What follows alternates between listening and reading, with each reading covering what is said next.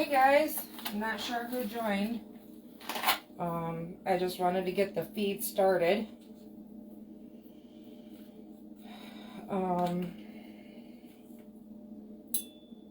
Fudge.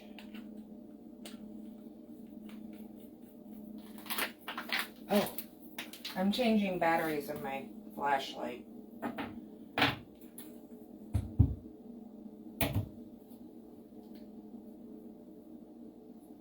I hope everybody's having a good night. Just stick with me for a few here while I finish getting set up. I was trying to finish dinner up for Dad.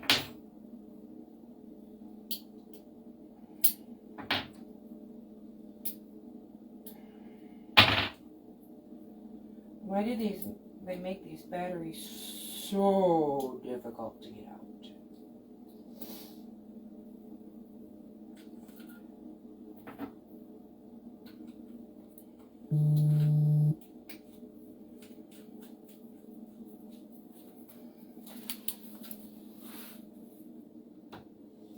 That's better.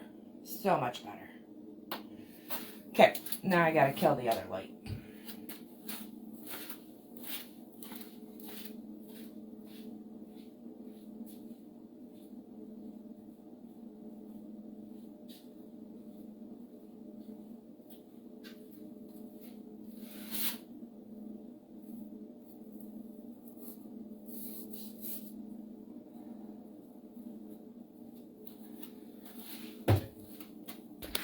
Good evening, Amy. I hope you're well.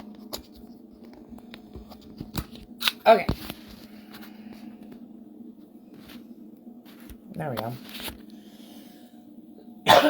Okay. So I'm just gonna pitter putz for a few minutes. See who else joins us here. If you are just joining, please say something so that I know that you are on. And I can say hi to everybody. I can't see the little photos up at the top corner. Just saying.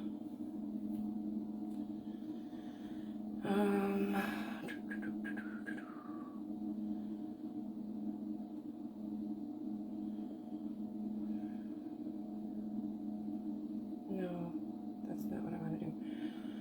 You know, it's crazy how you forget things that you've done in the past. And I can... Hi, Kevin. Hi, Susan.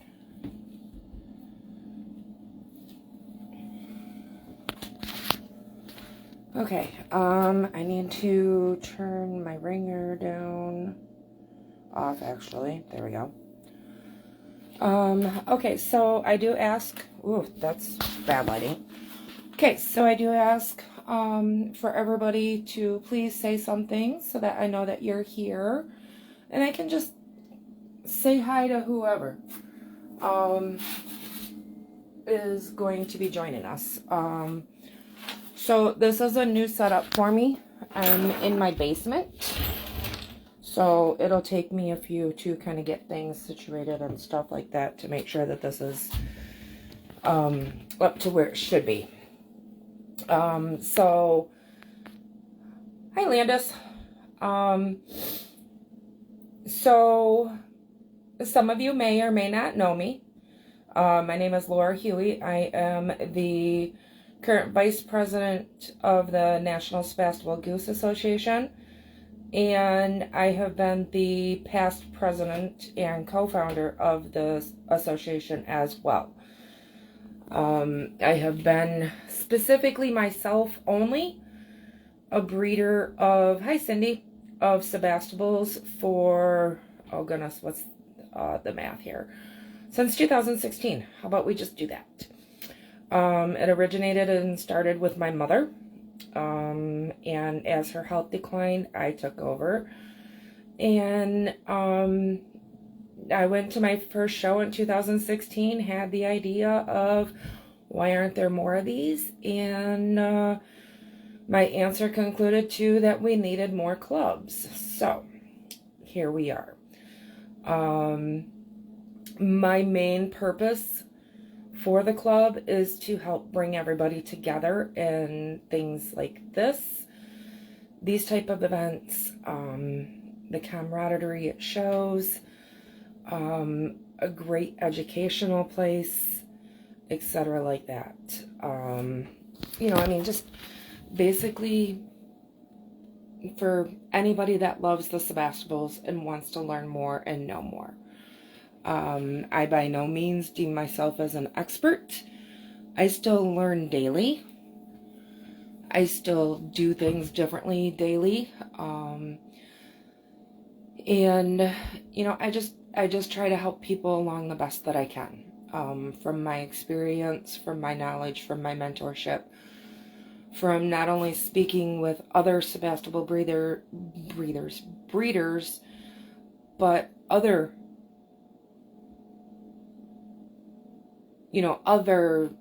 waterfowl breeders, chicken breeders, exhibitors, etc. like that.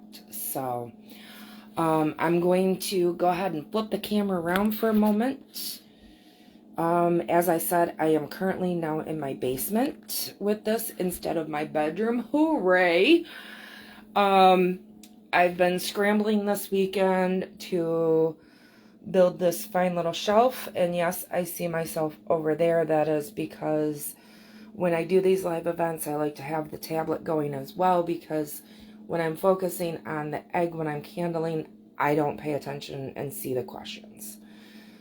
And I can see what you guys are seeing. So, what I have here is I have my GQF 1502.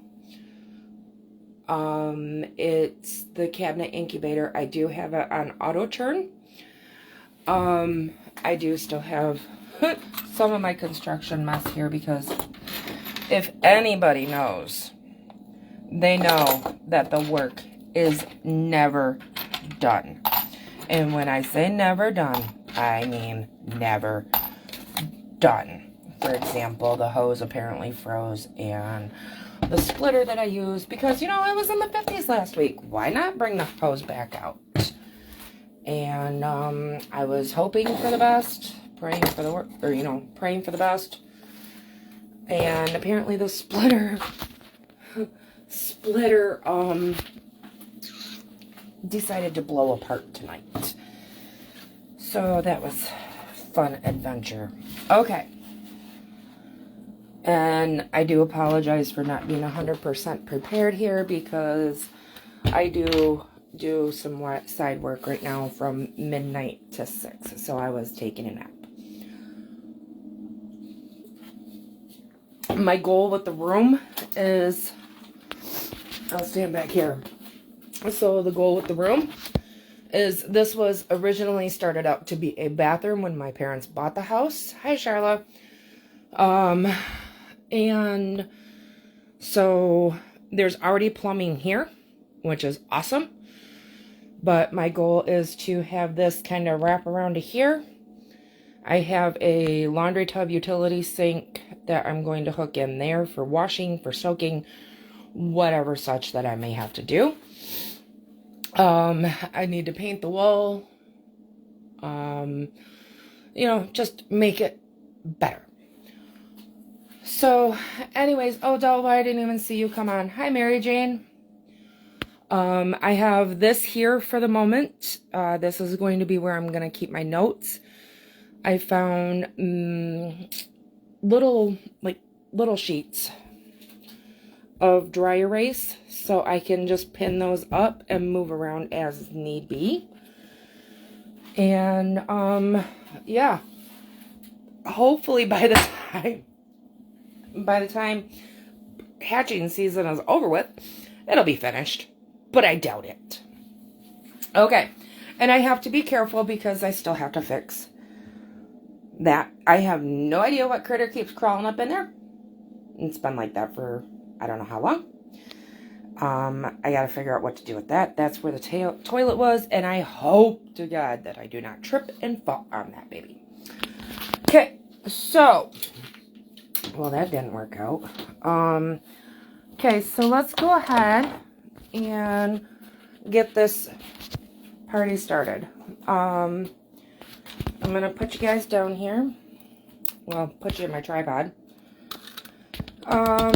So it might take some adjusting.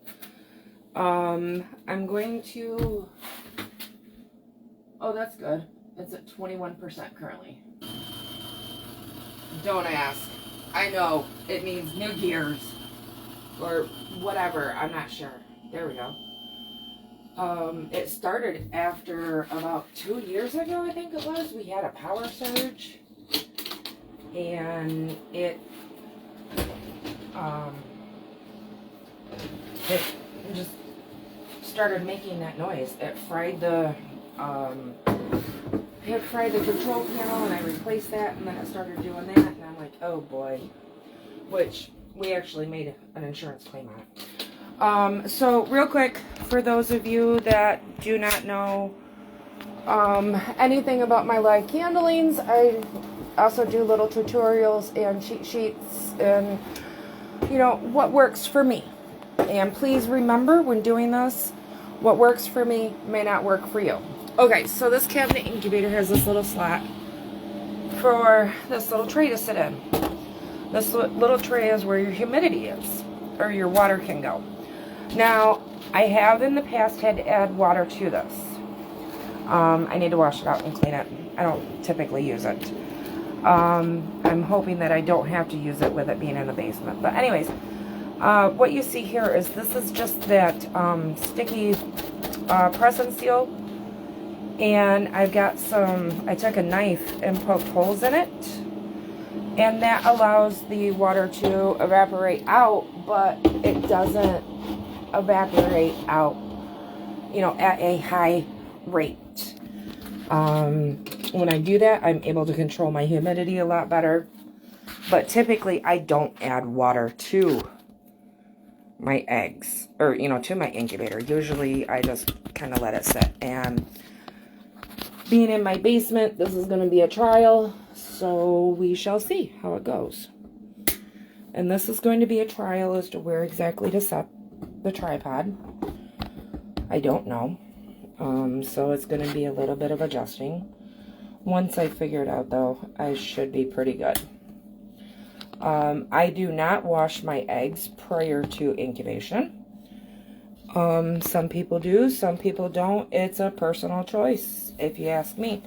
They do make disinfectants and stuff for them. But personally, I tend to lean towards the more of the, you know, more towards, well, if nature didn't, why should I? You know, I mean, it does make a big difference. And Landis and Charlotte, I both know that you guys have my number.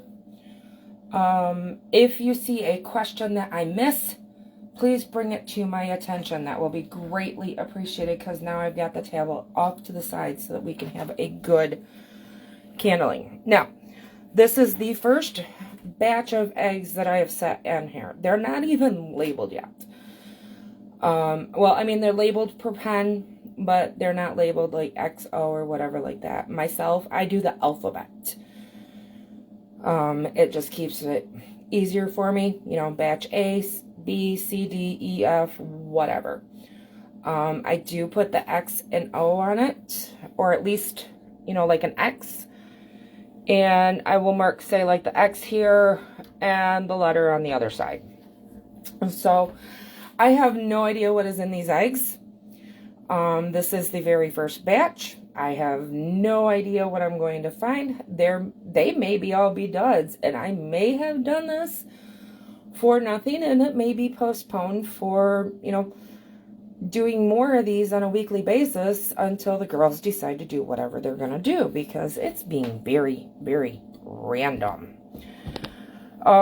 So we're going to, let's see here. We're going to go ahead and start. Like I said, I have no idea what's in here. You guys are seeing this for the first time too. Or I'm seeing this the first time too. When candling your eggs, I always candle mine on the side. I feel that you get a better view of it. It doesn't make it go different ways. You can see things differently. And I mean, Mama Goose don't stand her eggs up like this. So I tend to go more towards, you know, whatever nature would do. Okay, so, let me take this back real quick, back step. These are on day 5. Yeah, Thursday, Friday, Saturday, Sunday, Monday. Or did I set them Wednesday? One of the 2 days. We'll see. Either way, I know that today was the day to start churning. I think I'm actually a day late. So, and, you know, with experience and stuff, guys, you know, I do a lot by the whim. I don't document a whole bunch, except for what is fertile, what hatches, and what doesn't hatch. So, let's see here. This would be out of one of the gray pens. And so where'd it go? Can you guys see that okay? Like, is it clear, etc., like that?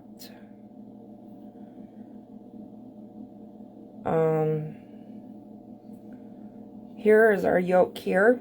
It is kind of early. So we're just gonna deal with it. We're just gonna roll with the punches. So with my eyes and my learning experiences and just my experience period, and I'm sure that some of you that have done it a lot longer can also tell a lot sooner whether they're going to be a good egg or, you know, whether they're fertilized or not. Myself, I'm not sure on this one, and we'll keep going and give you, you know, we'll keep going and then we'll kind of circle back. So, you know, I should have probably marked these. Just 1 second. My daughter just called. Let me send her a message that I will call her back.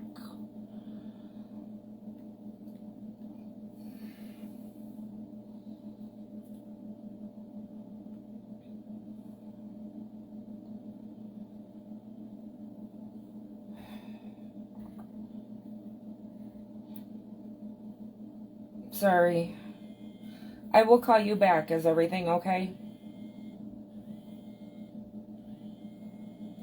If not, please text me. Okay. So, yeah. Oh, yeah. I don't toss anything. Absolutely, Landis. I don't toss anything until I know for a fact. Usually a good 10 days is what I wait. Now, this egg here has quite a bit of debris on it. What I would do in this instance, and I know you guys can see because of the glow, is I'll just kind of, you know, scrape it off.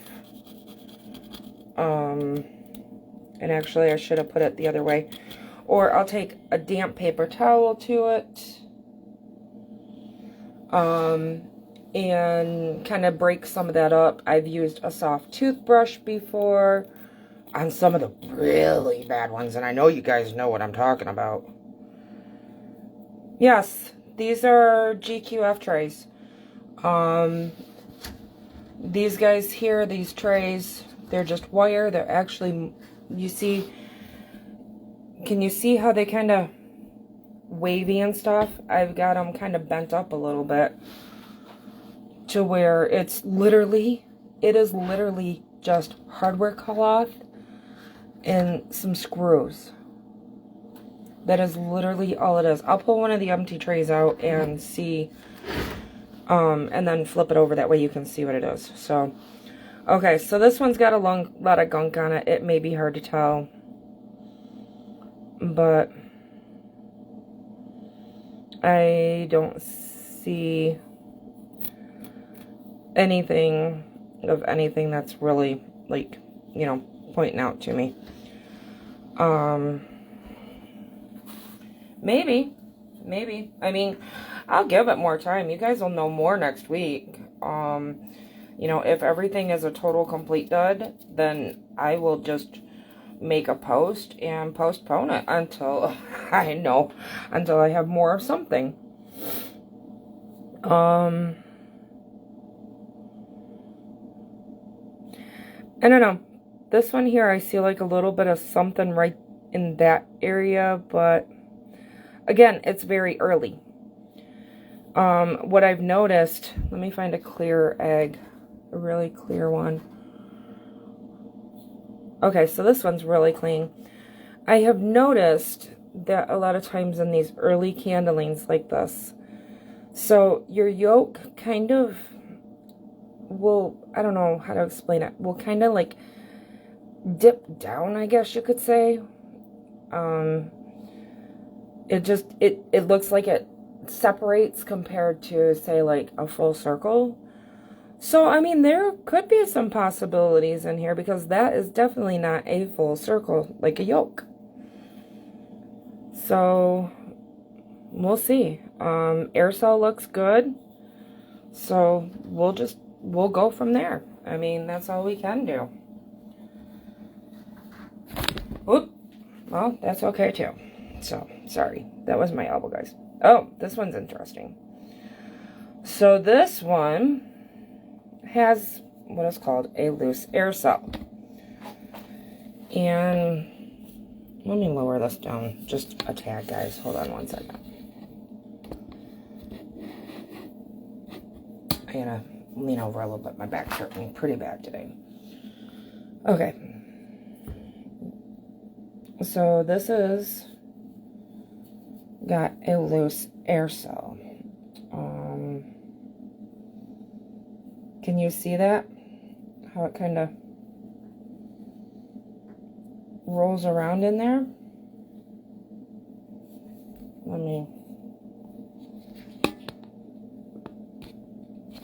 Maybe that'll be better.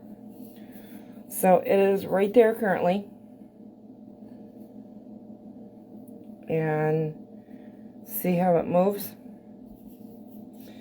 Yeah, no, that's not really a little floaty. That is floaty. I have had successful hatch with a loose air cell. Basically what I do is I have, which I don't know why I'm not using like the cardboard egg carton, but I will basically incubate it upright. And when I turn it, I mean, literally, it is literally just like a fraction of a churn. Sometimes I don't even leave it. So, or sometimes I leave it and don't even churn it. So, I'm just going to leave this one because I don't think there's anything in there. And see what happens. I mean, if it looks like it's going to develop anything, then I will deal with it then.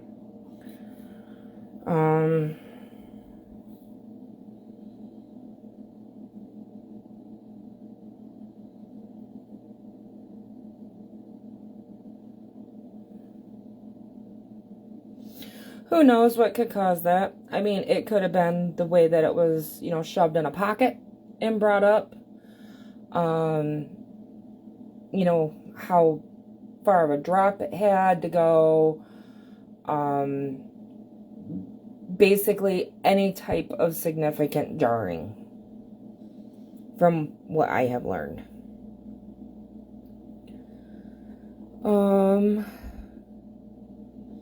I don't know. This one could be. I mean, everything looks okay on this one. I see where it looks a little darker, kind of right in here. So maybe. I don't know. We shall see. And I only roll my eggs like this. I don't roll them end to end. I only roll them like that. Like this, side by side. And do it slowly, guys. You know, there's potential life in there. Be gentle with it. I don't know. I'm half tempted to crack one open just to see if it was fertilized or not. But we'll wait. We'll wait. No, I do not eat any of my eggs. I incubate everything. Well, when the incubators are on.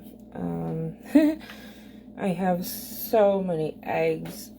And, I mean, I'm kicking myself in the butt because I did not get my incubator on sooner. Oh, here's a little tip, you guys. So, when you are marking your eggs and writing on your eggs, first off, I try to avoid the fat end. You know, you got your ends. You got the pointy end and then the small end. I avoid writing anywhere from like here to here, because then that'll give me a clear clue, or clear view of everything. Also, as well as I will only write on the pointy end of the egg, because that's the end of the egg that's not going to get destroyed during hatching. And for those that do send their eggs in for DNA testing, or, whatever method you use to keep track of your hatches, if you've got more than one pen, then it helps. It does. It helps. So, let's see what this egg is. Okay. So this one has a very prominent loose air cell. You can see it moving in there.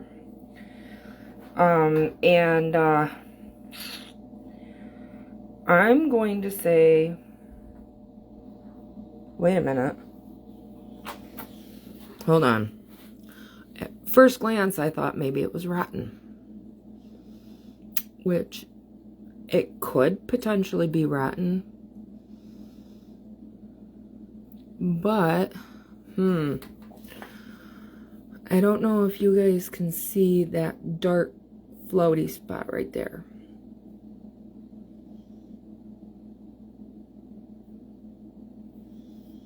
But it's not a stable egg.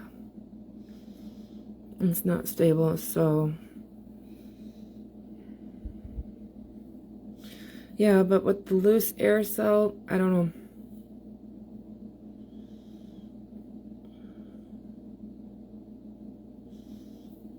And the problem is, when it's loose air cell like that, everything rolls around. Let me see here. I don't know, because it's kind of chunky, like up in here.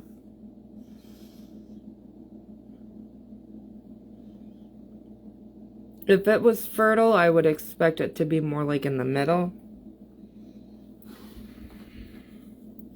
I mean, that is possible too, Charlotte. For those of you that can't see the comments, Charlotte did say that she don't see any veins, but it could have started and quit, which is a possibility. I mean, it could have been fertilized. I could have waited too long because I was trying to get things organized. So, I'll give it another couple of days and go from there. The other thing that you'll notice, excuse me, when you start your incubation process, just keep in mind the weight of the egg, because as the egg is incubated, it will get lighter and lighter and lighter and lighter. Oh, Charlotte, we're only on like day 5. I think I said on Wednesday. It could have been Thursday. Oh, well, this one is obviously no good. I didn't know that was there, or else I wouldn't have even thrown it in the incubator. And what the hell? I mean, the loose air cell could have been from the break. It could have possibly froze on me.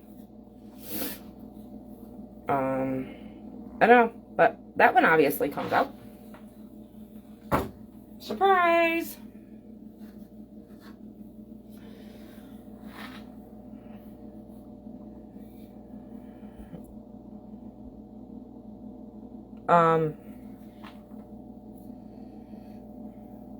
I mean, it's possible. I haven't seen much of any breeding, but I'm not watching these guys 24/7. So maybe we'll see. We'll see. Now, what the? What? Okay, guys. Is there like? No.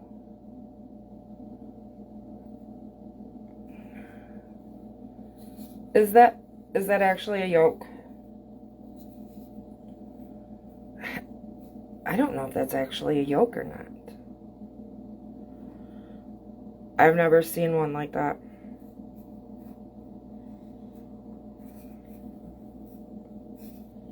It's very light. Like, there's nothing to it, too. Very light. I might just crack this baby open and see what's going on in there. Does anybody want to see me crack it open? Does anybody want me to crack it open? Because obviously this is not a hatchable egg, even if it was fertile. Does anybody think I should crack it open and see what's going on?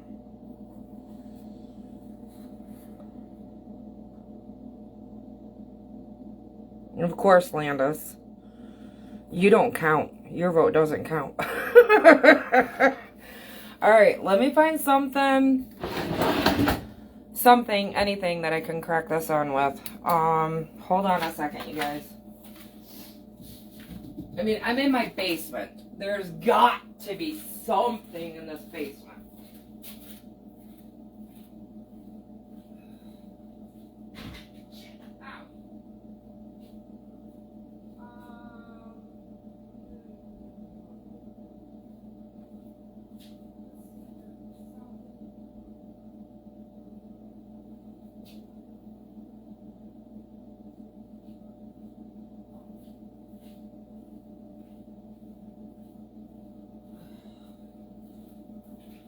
I guess it's a peanut butter jar lid for the win. Hopefully it's deep enough. Okay, you ready? I hate cracking them open. I hate it. I'm like, oh, it kills me to crack them open. Okay. And it's a huge egg, too. Look. Oh, we're leaking over. Crikey. We leaked.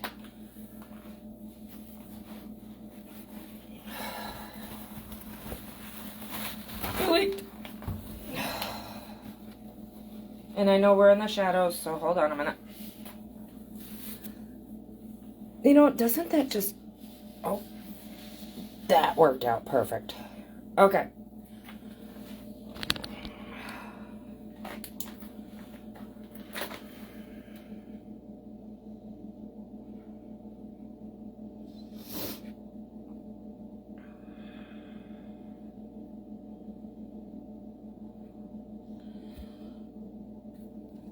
Alright, I'm going to try and flip it back over. Oh, shoot, there was a blood spot. Look at that.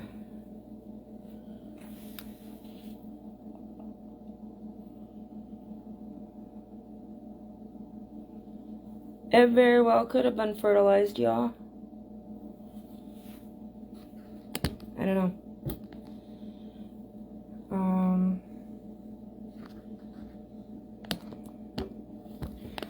Let me see here something. So a little trick if I am checking yolks for fertilization, I will change it to black and white. So let me see if I can change this. Because as you can see it's like glass, and it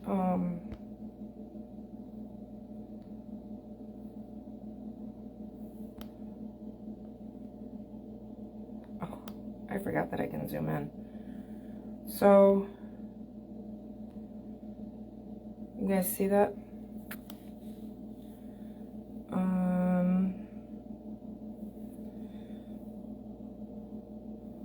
And it has like, in there, 3 little dots. I don't know. All I know is it's too late now. Too late now. And we'll just have to see what the rest of them do. Go from there. Now, should I do the one that was cracked? Let's do the one that was already cracked. If I can do it without it exploding all over. I mean, not like the Jiffy lid is really going to help me much. So, and this is why I want a sink down here. Oh.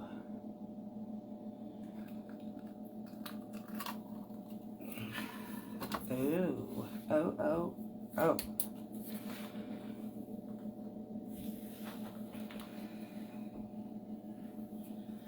Because then I could just put it right down the sink.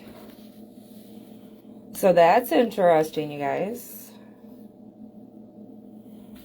Oops, I'm too far. Let me adjust. That's interesting. You guys see that? And that one, would this have been? That one definitely has a bullseye in it. This one.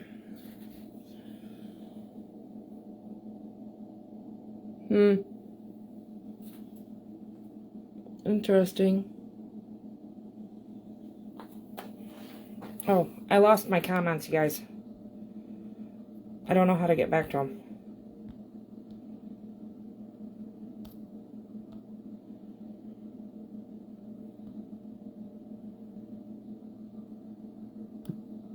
There we go. Okay. I gotta catch up because I lost the comments.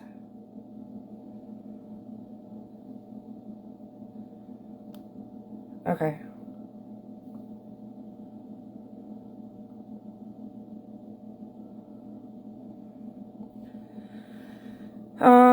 So the blood spot in the one would mean that it probably was fertilized and could have started growing. And I mean, either way, that wasn't a good egg. Thank you, Landis.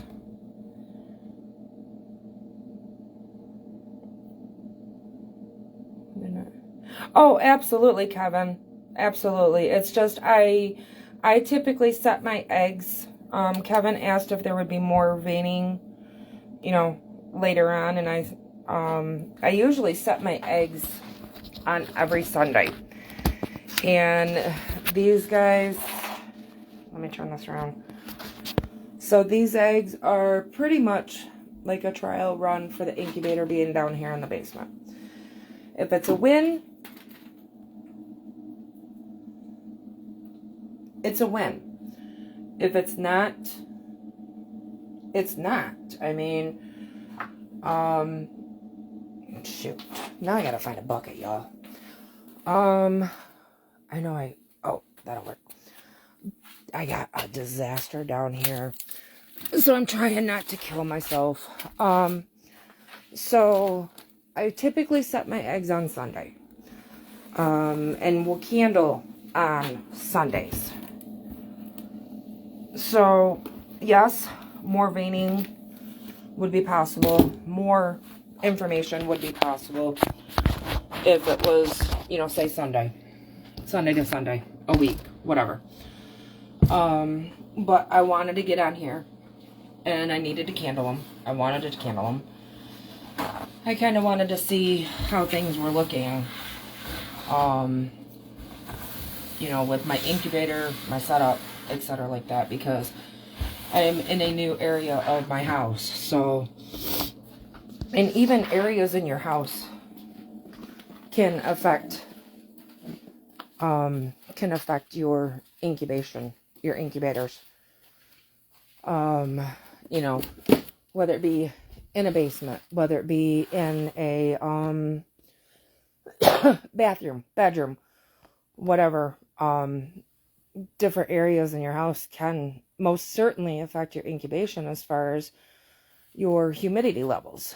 And here, guys, this is why I wanted to try and put stuff together before Christmas, and then, like, oh, holy hell broke loose. So, it's a mess. Got eggs over here. Got eggs over here. And I was collecting eggs to store, but, yeah, can you guys see all those damn eggs that are now wasted? They are over a month old. I thought about putting them in because it's cool in the basement, but I don't know. It's probably not even worth it, and I don't want to risk anything imploding. That is the worst. Oh, I needed to miss these eggs, and they have been out a lot longer just because of the videos, but, you know, I mean, shit, sorry guys, but, you know, I mean, again, going back to nature, Mama Goose does not put herself on a timeline of how long to be off the nest. I mean, obviously, you don't want a whole lot of time. I'm sure you would, Amber. I'm sure you would. But, you know, she doesn't count the minutes. She doesn't weigh her eggs. She doesn't, you know, churn them counterclockwise, clockwise, twice a day, once a day, whatever. So I try to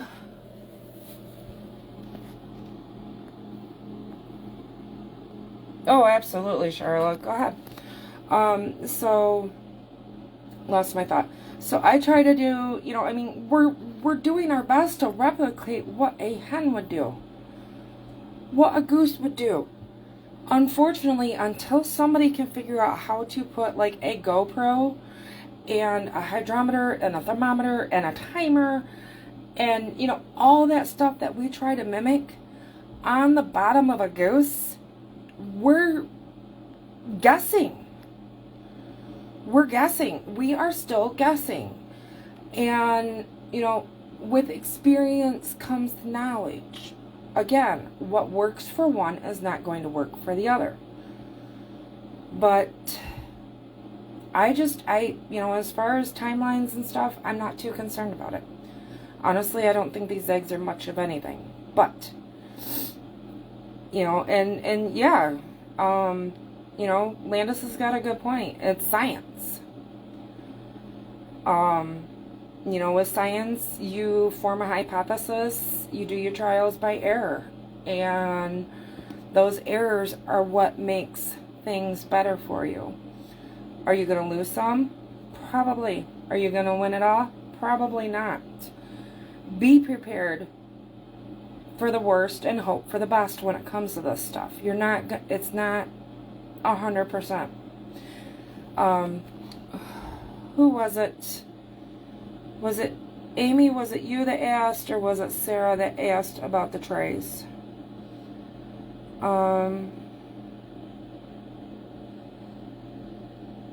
Mary Jane, that's who asked. Sorry. So these are the trays. These are the inserts. These are two separate components. Let me show you.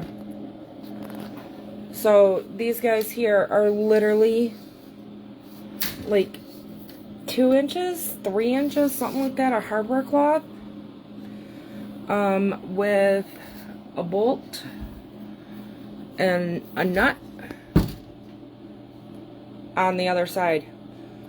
There is absolutely no reason that you cannot do more of these without, like, say, hardware cloth and zip ties. And, you know, something, because I know we all know, we all know what it's like to get cut by hardware cloth. It sucks. It's worse than a paper cut.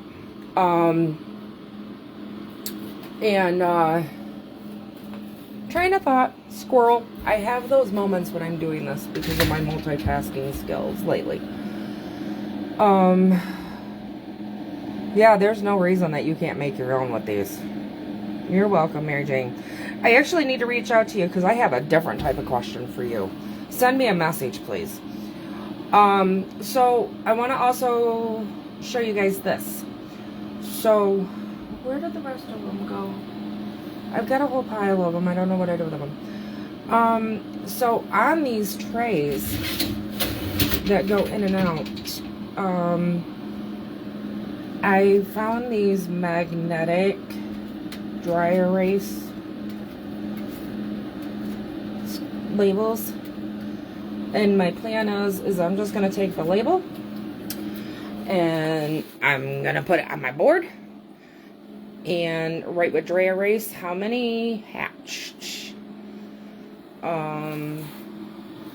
or something to that nature. I don't know, for those of you that do know me, like, my brain is all about color coding and charting and making lines, etc. like that. Oh, that's what I didn't show you guys.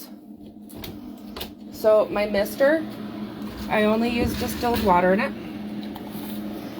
It literally, you can't see that, can you? It's literally a very, very light mist, you guys. This thing is so great. I keep it in my incubator because it's going to be the same temperature as the eggs. I did forget to put it in there. I go through 2 or 3 of those in a season. No big deal. And I level that. It's unlevel. Or my building skills were unlevel. This is my flashlight. And this is just a typical flashlight. This is a piece of rubber line connector for, say, like PVC that I zip tied on it. Yep. Or Amazon. They've got 2 packs on Amazon for like 30 bucks. No. Take that back. I can't remember now. But anyways, back to the flashlight. So it gives some distance between the egg and the light. And I don't know if you guys can see, but it also, you know, allows me to kind of conform around the egg a little bit because it's squishy.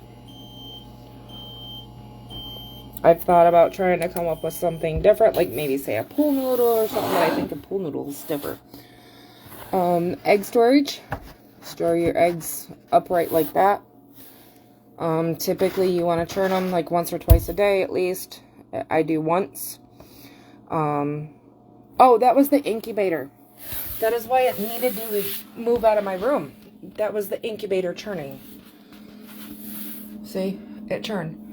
You can set it to where it'll churn every 2 hours, every, excuse me, 4 hours. Unfortunately, mine didn't come with the manual, and the manual's not very helpful with it. You can also turn the beeping off, but there we go. You can turn the beeping off, but it entails like literally tearing the entire backside apart. It's no fun. It sucks. Okay, I need to set. So, I guess now, you guys, does anybody have any questions about anything?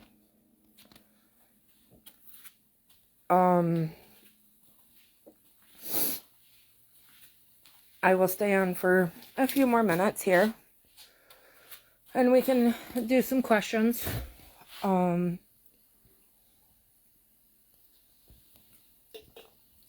also too, as far as the videos and stuff, yeah, hold on, let me explain that. So, our basement's a walkout basement, and during the summertime, sometimes we leave the door open. There's also the only way that I can get water out. It's okay, Amber, you can come back. The only way that I get water out is, you guys see that hole in the wall underneath the heat. We run the hose out because my water is over there. So critters tend to come in, and, you know, critters like insulation, like squirrels. Literally just, it's squirrels and chipmunks that I've seen in here. So I'm not too worried about it, but it is something that needs to be fixed drastically. How many times a day do I turn the eggs in the incubator? So they are set to turn every 2 hours automatically, and then I turn them once a day when I do the candling. And Amber, yes, as Landis just said, the video will be, it is live, so it is now on the Facebook page. Thanks, Charla. We'll touch bases. But anyways, there is also, you know, I mean, I've been doing these live videos now for 4 years, I want to say. Something like that. At least 3. Yeah, I think maybe 4-ish. So there's plenty of videos to go through. There is also the YouTube channel that some videos have been uploaded to. It just takes a lot to upload them to YouTube, which is something that is going to be needing to be done every week from here on out. Landis, when you get your computer, thank you, I love you, at least in the interim. But there's also that. There's all the, you know, I mean, there's so many things that we've seen and done on these live candlings. You know, loose air cells, the internal pipping, the external pipping, the, you know, some wonky stuff. You know, I mean, there's a lot. There's a lot from in the past too. This is going to be as long as I'm getting fertile eggs, guys, this will be every Sunday at least. If there's any issues on Sundays, then I will, you know, postpone or whatever. It will be through the events on the National Sebastopol Geese Association Facebook page. I'm not sure, maybe Landis or Brittany can help me figure out if there's a way to link it to the website. I don't know. Or if there's like just a permanent type event that we can do. And then we can just go from there. So I'm trying to think of everything that I usually cover in a first video, you guys, because, you know, I mean, some people are like, you know, who is this person? What do they know? You know, or anything like that. If there's any, you know, I'm just kind of going back through my head. Does anybody think there's anything that I by chance missed or need to retouch on? Do we need to look at anything else? Otherwise, we'll be back next Sunday, in 1 week. I usually try to do them about the same times. So, 1 week. And we'll see what these eggs are doing. So, any other questions, y'all?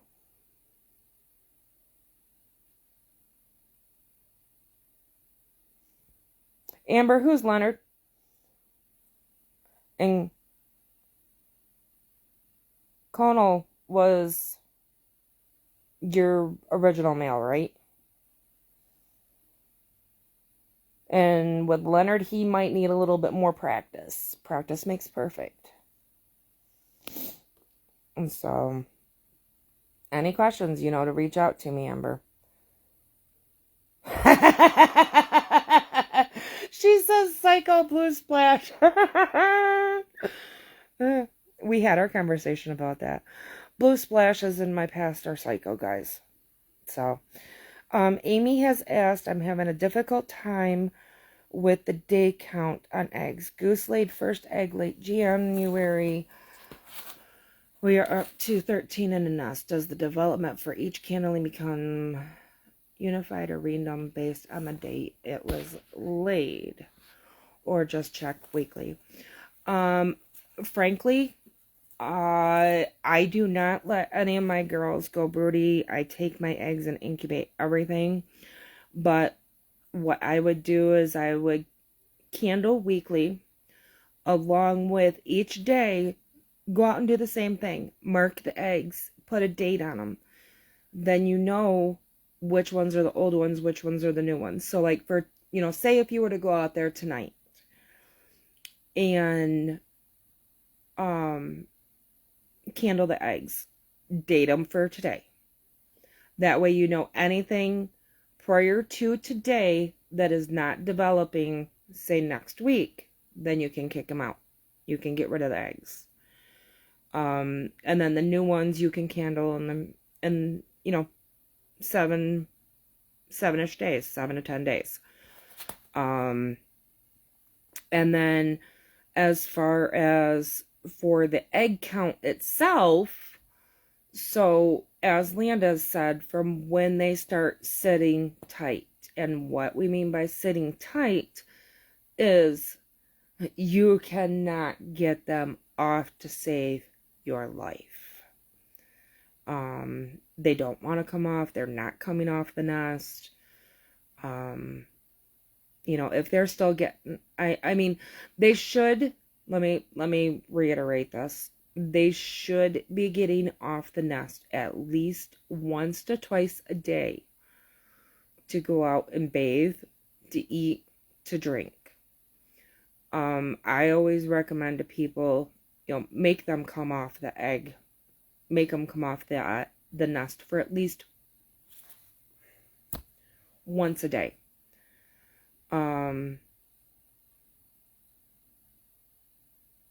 Right. Yep. Then if Landis is right. Yep. And print out the sheet. Print out the sheet that's on the website under education. I think Landis posted a link, but we can put it in the comments. But if she's still leaving, then she's just laying. She's not sitting tight. And from my experience as well, I've never had good luck with a goose sitting and hatching. I've let my girls try in the past, but it was a fail. I lost several goslings in the beginning. And the one she like squished them, found them out by the water bucket, etc. like that. The other one, they were duds. She would, anytime I looked out there, she was on the nest. But there was those, anytime as well, I could look out there. She was just basically doing it for show for me. I'm sorry. Lost my train of thought on that one. She was basically doing it for show. It'd be like, oh my god, mom's coming. Run to the nest. Let her think that I'm being broody when I'm not actually being broody. They're really good at faking it. But yes, Landis is correct. There are a lot of Sebastibles that are not good setters. The other token to that is that typically the hen will hatch them.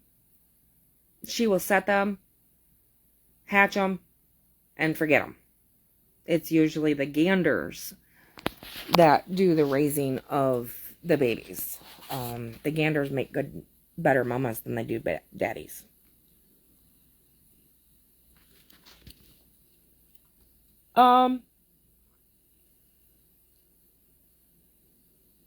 And so next year, maybe incubation, that's fine too.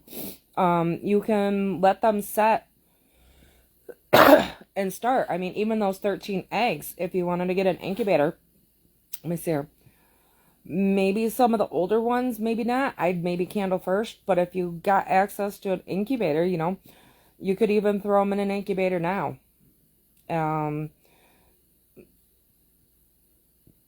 As long as they haven't gotten froze.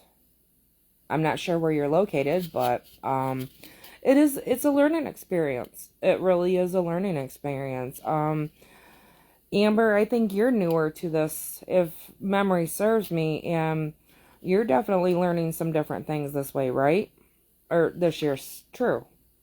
Two, I read at the same time.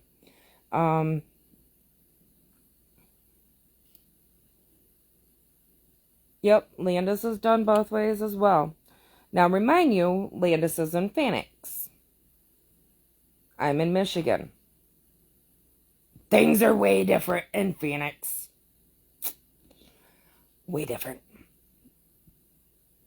Never living there. So, Amber, what is something that you have learned this year compared to the first year?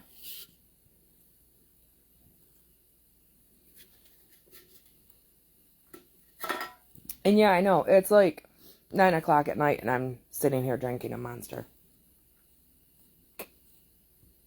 Now, North Carolina. Amy, North Carolina might be a huge difference as far as humidities and stuff like that if you do decide to incubate because of where, you know, wherever you're located in the state. You know, barometric pressure, relevant humidities, elevation, etc. I mean, there are so many variables to humidity levels.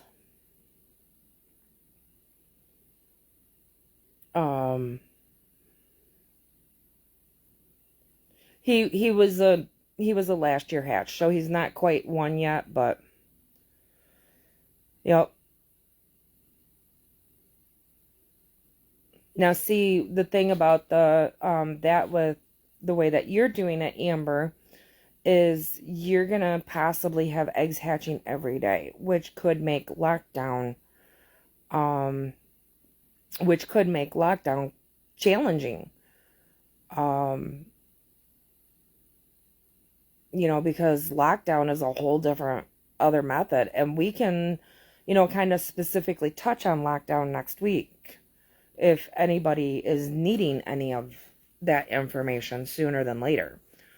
Lockdown is essentially, you know, the last couple of days of the incubation. You don't touch them, you don't turn them. It's when you start to see the hatching, pipping, etc. like that. Which if you go back to last year, incubation videos, then you can see the tail end of things compared to the beginning stages. Thanks, Landis. So you have 3 incubators, and I try not to place more than 3 days apart for lockdown. That I know from chickens, which are far less finicky. Right. Yeah, chickens are way less finicky. And there is also something to be said. There has been the number floated around that 25% hatch rate on Sebastopol eggs, and you're doing something right. And that's, I mean, not to say that you can't do better, but again, just be prepared for the losses. Also, the one thing that I do recommend, and some people can do it, some people can't, if you are able to bring yourself to do it, if you do have any quitters that are later in the stage, you know, that have not hatched, I do recommend doing what we call an eggtopsy. I actually did one last year that I recorded, or did it somehow, and I was sharing the link, I can't remember. because that can hold a lot of information to you, or give a lot of information to you as far as some of your incubation stuff or whatever. Now see, Amber, you're nuts. You're nuts. I'd never be able to handle hatching that many days. Nope. Set on Sunday, hatch on the weekends. When things are rolling pretty good, like a actual like assembly line production, I can be hatching every week. Once a week. So, and I usually do it on the weekends so that it's easier for me to leave the house, because it is so tempting, even for me, to hover over that incubator, and it just drives you batty. Well, okay, I'll give you that, Amber. I'm staying innocent. I've only got 17 birds on the property, guys. Jeez. But, yeah, I guess. I mean, I think the most that I've hatched out at one time was 11. 11 or 12, something like that. And this year I have more girls. I have at least 4 more girls? 5? And I think the record number of goslings that I've hatched out in a season was, I want to say like 48. Something like that. So, and yeah, chickens count too. Chickens count. So, but alright, you guys, I need to go up and do dinner. Well, eat dinner. And then, kind of get my stuff together for tonight. I gotta be over to I'm helping my ex's family out by sitting with my father-in-law for the interim until they can get him into a nursing home at night. So, yay. But if anybody has any other questions, please do not hesitate to, reach out to me. Send me a message, comment on the post,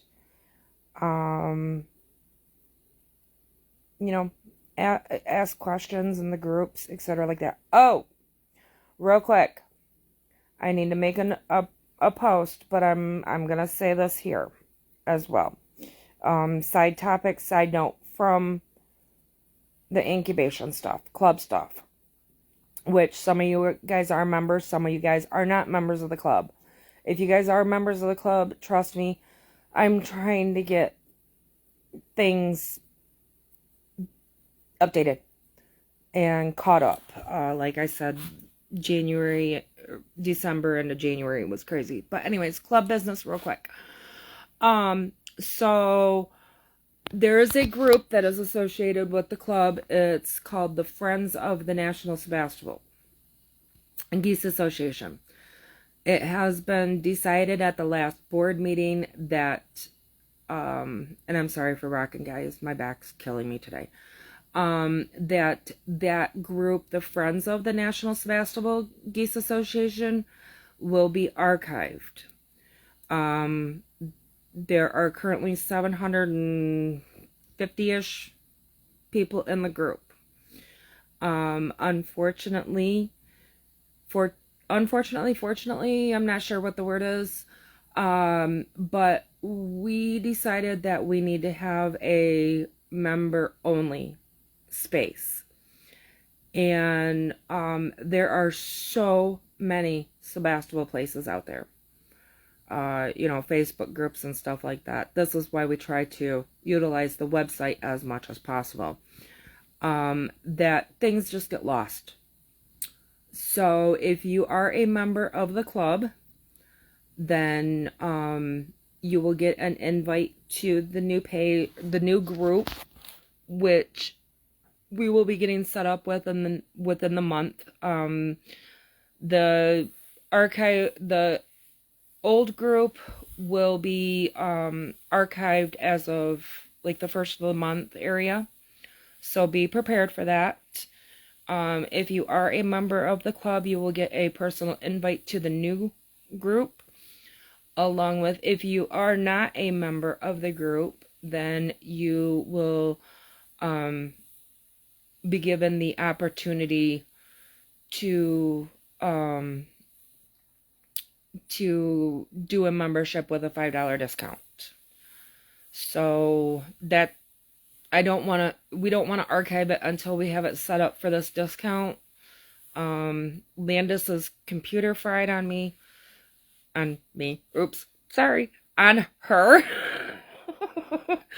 And she is one of the right-hand man computer gurus.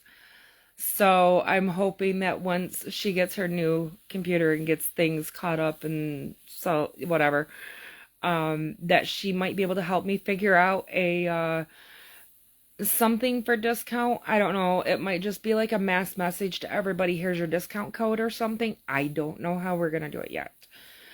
Amber, the password is www.nationalspasspole.com or nationalspasspole.com. And then you can sign up for your membership there. So anyways, we always do figure out something. I'm sorry, somebody put a heart Amber put a heart at the end of her comment, one of previous comments, and I now have like a floating heart on my nose, and it's weirding me out. So anyways, guys, on that note, there will be a post going up on the Facebook page. Please utilize the website. Breeders listings, education stuff, show information. You do not have to show your birds to be part of the group, to be part of the club. It is just a place to gather, and the goal is to get away from Facebook as much as possible with stuff, because so many rules, regulations, spam, holy cow. But anyways, try to utilize the website as much as possible. That's our goal, to have a uniform resource for everybody. So, all right, I am going to go eat, and I haven't closed the door all the way, so it is kind of chilly down here in the basement, even though the heater's on. And we will talk to you guys all later, and thank you, Amber. All right, have a good night, you guys. I'm going to finish up. Bye.